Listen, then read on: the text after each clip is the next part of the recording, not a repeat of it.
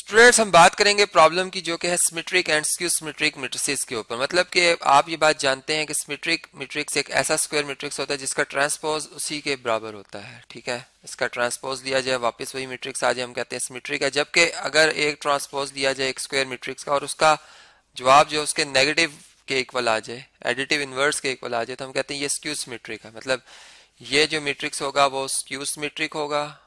ठीक है, skew spelling spells सही करते हैं, रीडेबल हो। ठीक है जी, स्क्यू सिमेट्रिक।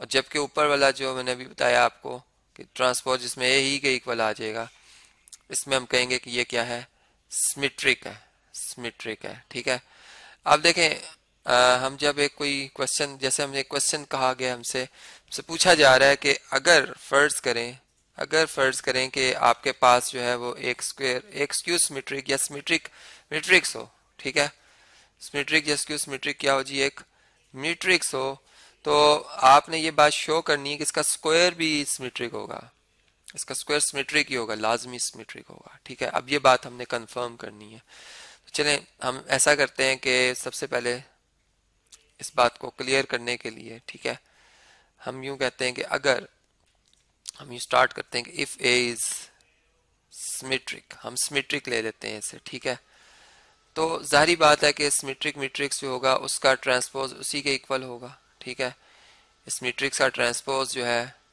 वो अगेन किसके इक्वल होगा, इसी के अपने इक्वल होगा। ठीक है, अब अगर हम इसका इस तरह से मैं यूं बात करूं कि अगर मैं इसका मतलब ए मैट्रिक्स को मैं ए मैट्रिक्स से मल्टीप्लाई करता हूं, ठीक है, तो जारी बात है ए किसके इक्वल है, ए ट्रांसपोज के इक्वल है। इट्स मीन कि मैं ए ट्रांसपोज को ए ट्रांसपोज से मल्टीप्लाई कर रहा हूं। ठीक है, तो मेरे पास क्या आंसर आएगा, यहाँ पर ए स्क्वायर आ जाएगा। ठीक है, और इधर ए ट्रांसपोज का स्क्वायर आ जाएगा, ए ट्रांसपोज का क्या आ जाएगा, स्क्वायर आ जाएगा। और मैं इसको यूं भी लिख सकता हूं कि जो मेरे पास ए मैट्रिक्स है, यहाँ भी लॉ ऑफ एक्सपोनेंट को यूज करते हुए ए स्क्वायर और टी बाहर, मतलब 2t भी लिख सकते हैं, t2 भी लिख सकते हैं। तो बात तो फिर वही आ गई कि ए स्क्वायर वो मैट्रिक्स है जिसका ट्रांसपोज वो ए स्क्वायर ही आ रहा है। ठीक है, तो इट्स मीन कि ए स्क्वायर क्या आ जाएगा हमारा, ए स्क्वायर इज सिमेट्रिक, सिमेट्रिक। ठीक है, ये बात समझ में आती है आपको मेरी। न्यूमेरिकली हमने इसको नहीं प्रूव करना, हमने इसे लॉजिकली प्रूव करना है। ठीक है, लॉजिकली। तो मैं इसे विद हेल्प ऑफ नंबर्स भी आपको समझाऊंगा भी। ठीक है, विद हेल्प ऑफ नंबर्स भी समझाऊंगा इसी प्रॉपर्टी को। यहाँ पे आपको मेरी बात क्लियर होगी। इसी तरीके से अगर मैं कहूँ कि अच्छा अगर ये स्क्यू सिमेट्री होता तो क्या फिर ए स्क्वायर सिमेट्रिक होना था। तो चले हम यूं केस 2 को देख लेते हैं कि if A is skew symmetric, skew symmetric. ठीक है जी, तो जाहिर बात है कि फिर इसका ट्रांसपोज जो है वो किसके इक्वल होगा, इसके एडिटिव इनवर्स के इक्वल होगा। और अच्छा अगर मैं नेगेटिव ए को या एडिटिव इनवर्स ऑफ ए को एडिटिव इनवर्स ऑफ ए से मल्टीप्लाई करता हूँ, ठीक है, तो मेरा आंसर क्या आएगा, मेरा आंसर आ जाएगा नेगेटिव इंटू नेगेटिव पॉजिटिव और ए स्क्वायर आ जाएगा। ठीक है, जबकि यहाँ पर नेगेटिव ऑफ ए किसके इक्वल है, ए ट्रांसपोज के इक्वल है। ठीक है, और अगेन ये भी ए ट्रांसपोज के ही इक्वल है। ठीक है, तो यहाँ से ए ट्रांसपोज का क्या आ जाएगा, स्क्वायर आ जाएगा। ठीक है, ए ट्रांसपोज का स्क्वायर हो जाएगा, क्योंकि आप जानते हैं कि जो नंबर इटसेल्फ अपने आप से एक दफा मल्टीप्लाई होता है उसका स्क्वायर आ जाता है। ठीक है, तो यहाँ पर ए ट्रांसपोज और इसका स्क्वायर आ गया। और नेक्स्ट स्टेप में मैं ऐसे लिख सकता हूँ कि ये जो पॉजिटिव ए स्क्वायर है इसको हम सिंपल ए स्क्वायर भी लिख सकते हैं, is equal to A square और इसकी पावर टी मींस ट्रांसपोज। तो इससे भी ये पता चल रहा है कि ए स्क्वायर जो है उसका ट्रांसपोज ए स्क्वायर ही के इक्वल है। इसका मतलब A square is symmetric, A square is symmetric. ठीक है जी, तो ये बात भी हमें क्लियर हो जाती है। अब इसकी मतलब ये रिजल्ट तो आ गया। ठीक है, ये रिजल्ट तो हमने प्रूव कर लिया है। ठीक है, अब हम ऐसा करते हैं कुछ न्यूमेरिकली कोई भी एक रैंडमली एक अपनी मर्जी का एक मैट्रिक्स स्क्वायर एक सिमेट्रिक मैट्रिक्स सेलेक्ट करते हैं। ठीक है, असाइनमेंट में आपको दूंगा, आपने स्क्यू सिमेट्रिक जो है वो मैट्रिक्स सेलेक्ट करना होगा। ठीक है, ये चले मैं स्क्यू सिमेट्रिक सेलेक्ट कर लेता हूँ। मैं कहता हूँ कि ए जो है वो हमारा क्या है, ए इज स्क्यू सिमेट्रिक। ठीक है, तो सिमेट्रिकली फिर आप इसी तरीके से आप करेंगे इसकी सर्च। ठीक है जी, अच्छा अगर ए स्क्यू सिमेट्रिक है तो फिर ए किस तरह का मैट्रिक्स होगा। सबसे पहले तो ये क्वेश्चन आता है जहन में, एक स्क्वायर मैट्रिक्स होगा। ठीक है, जिसकी डायगोनल एंट्री जीरो होनी चाहिए। ये एक स्क्यू सिमेट्रिक की पहचान है। अगर डायगोनल एंट्री जीरो नहीं है तो वो स्क्यू सिमेट्रिक हो ही नहीं सकता, ठीक है।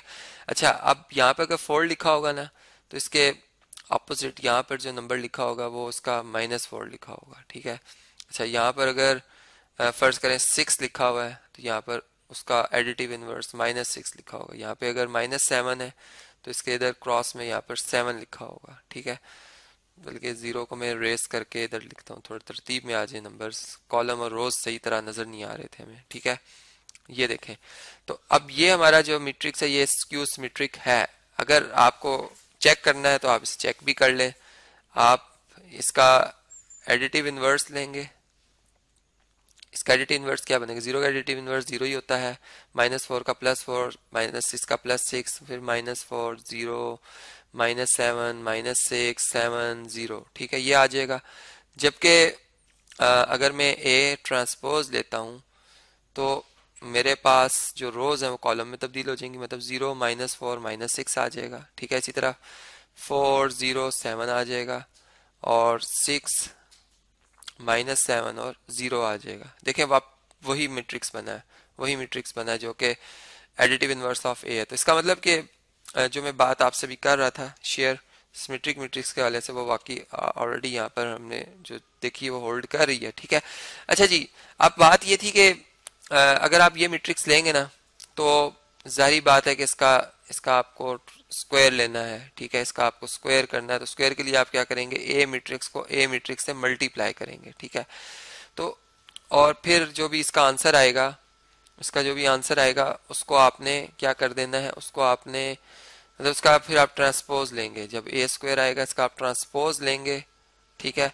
तो वो जो ए स्क्वायर मैट्रिक्स आएगा उसके नेगेटिव के इक्वल होगा, ए स्क्वायर के एडिटिव इनवर्स के इक्वल होगा। अब यहाँ पे पहले ए स्क्वायर मालूम करना है हमने, ये हमारे कुछ क्वेश्चंस हैं जो कि भी हमने मालूम करने हैं। तो यहाँ पर ए मैट्रिक्स को आप जब ए से मल्टीप्लाई करोगे तो उसके बाद आपके पास ये आंसर आएगा, ठीक है। तो चलें यहाँ पर ए मैट्रिक्स को ए मैट्रिक्स से मल्टीप्लाई करते हैं, ठीक है। ये कॉपी किया फर्स्ट टाइम, सेकंड टाइम, मतलब इसी को हमने 2 दफ़ा मल्टीप्लाई करना है इसलिए मैंने इसको 2 दफ़ा कॉपी किया।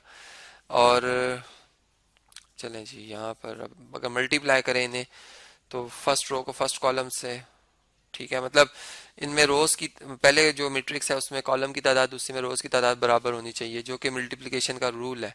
और चूंकि दोनों ही ए ही मैट्रिक्स हैं तो इनमें जो रोज और कॉलम की तादाद है वो स्क्वायर भी हैं, तो बात दूसरी है कि स्क्वायर भी है इसलिए बराबर ही है, ठीक है। लेकिन कि स्क्वायर ना होते तो हमें लाजमी चेक करना था।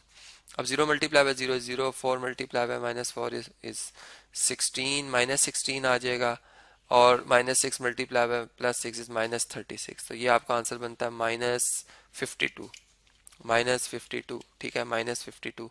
तो इस तरीके से आप ये सारी मल्टीप्लिकेशन करेंगे। मैं आपको और ऑलरेडी ये बात समझा चुका हूँ, ये आपकी असाइनमेंट है, ठीक है।